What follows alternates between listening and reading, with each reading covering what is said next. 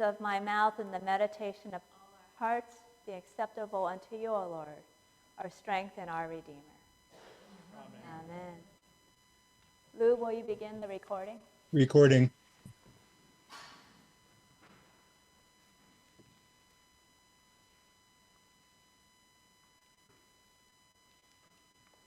This Eastertide, the preachers and I are going to share a sermon series on the book of Acts.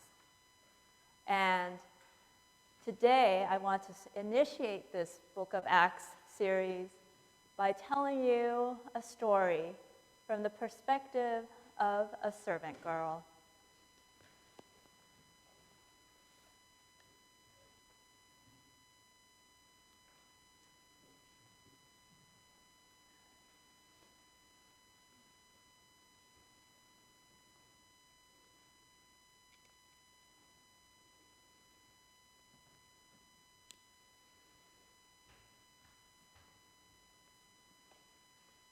The high holy days are over. Thank God. But look at this mess.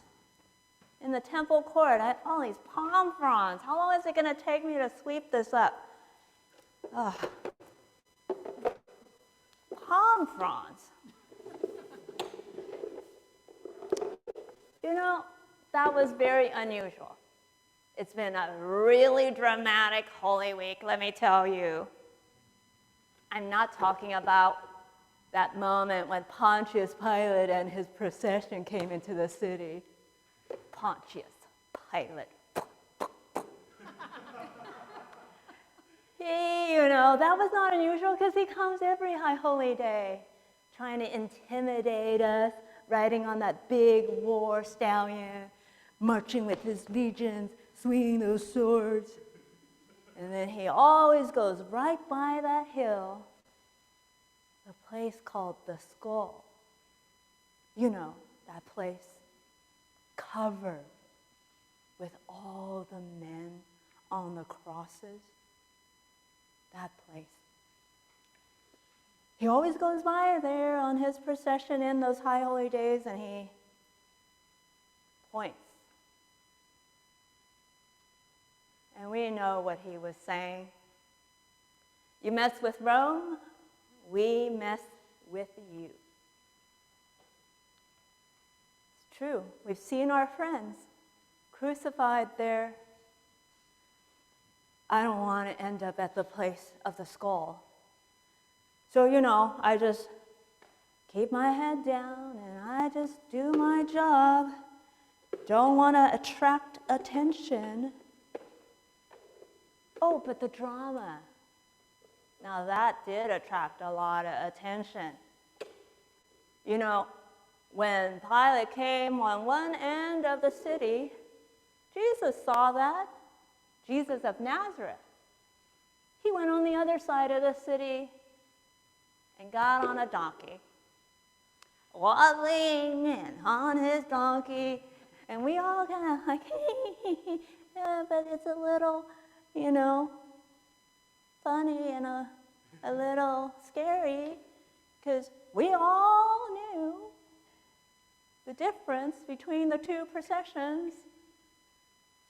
And I thought, oh my God, that guy's going to get himself killed. And he did. He was crucified. What a shame. The thing about people like Jesus of Nazareth, they don't know how to stay alive. I know how to stay alive. I swallow my rage. I swallow my grief. I swallow all my dreams of freedom for Israel and for my family. And I just tuck my neck in and I just clean this temple court.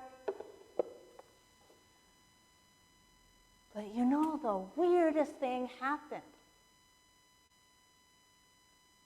I saw this guy named Peter preaching yesterday in the public square.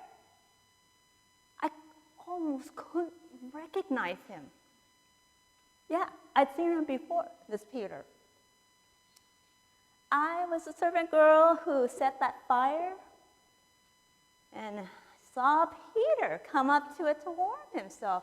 And, and I was very curious because I had seen Jesus of Nazareth come in through that gate on the donkey and all those palms. And then I saw him kick over the tables.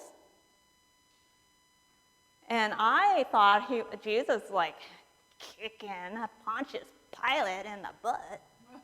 And I'm like, yeah. So I was shocked when I heard that Jesus had died, crucified, at that place called the Skull, the place nobody ever wants to go to. So I saw Peter warming himself at the fire, and I heard him talking. I'm like, oh yeah, that's the Galilean accent, just like Jesus. And I said, hey, aren't you with Jesus? And he said, no. I'm like, what are you talking about? There aren't that many Galileans around here. You were with Jesus of Nazareth. And he said, no, I'm not. And I knew he was lying. And I always wanted to use my fire poker to poke him. Poke him, tell me the truth. Peter, tell me the truth. And he ran away. And then I was walking home, and I saw him in the alley. I saw him in the alley weeping like no man has ever wept. He was weeping like he had just murdered his best friend. And I kind of gave him a little slack. I've been that afraid. I've been afraid enough that my moral compass goes all crazy. And I do and say things I never thought I would be able to say. So I just left him alone. He was still a coward, but not that different from the rest of us. And then yesterday, I heard him preaching in the square, and I almost couldn't recognize him because he was bold. He was a new creation. And so I went up to listen to him, and he said that Jesus had risen from the dead. Yeah, right. And then I'm like, well, this is entertaining, so I stayed to just kind of check this guy out. And he talked about how Jesus conquered death. And by conquering death, we don't have to be afraid anymore. We don't have to fear death and all the death powers, like Pontius Pilate and that puppet Herod. We didn't have to be afraid anymore.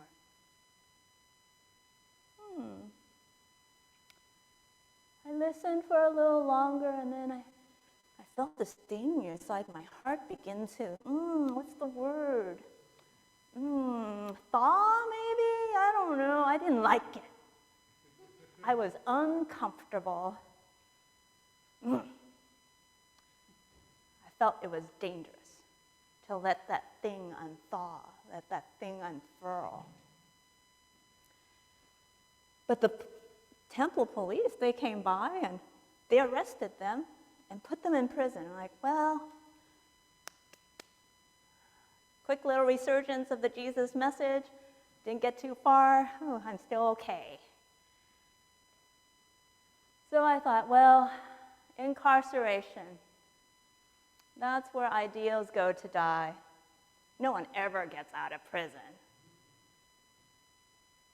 And then this morning, Peter was back out there preaching again. And I'm like, what? Nobody leaves prison. Nobody. And someone said, an angel broke him out, sprung him loose. I'm like, oh, come on.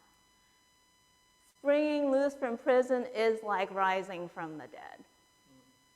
It doesn't happen. Now this time, the temple police came, and instead of taking them to prison, they took him and his friends and had them whipped publicly. Snap, snap. Just the first sound of it makes all my joints weak. Snap, snap.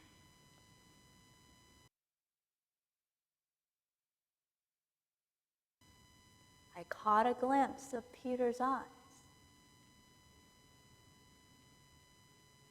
He was hell-bent after this was over, and he was going to preach again, because he looked like a man who had his life back, who had been given his life back. He was not that coward anymore.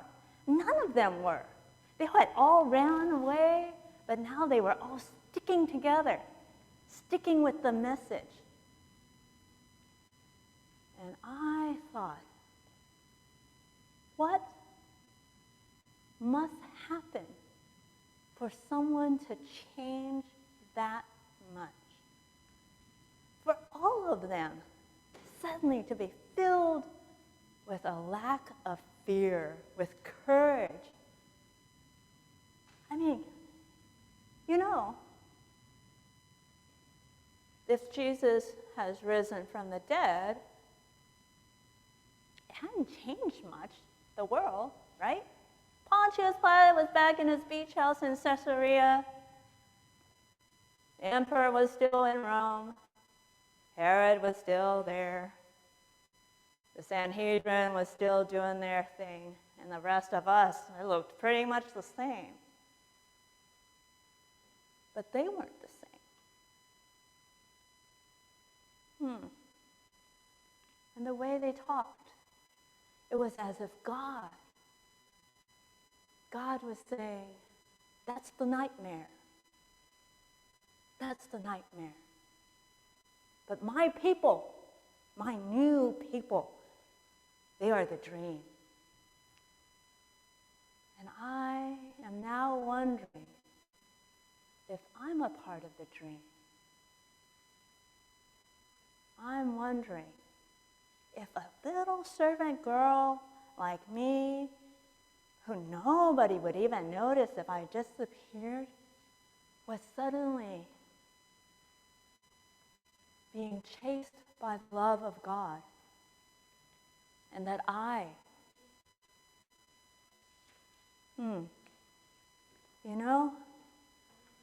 maybe when Jesus overturned the tables, he overturned the smallness of fear by all the powers that be. And maybe I don't have to be that small anymore. Maybe I too can dream God's dream. Maybe. Well, I'm going to clean up around here first, and then I'll go see what Peter's doing. Oh, whoa, what's this? Ooh, one of those money bags from the money changers. A shekel. I'm like the woman who found the lost coin. And now I must go and celebrate.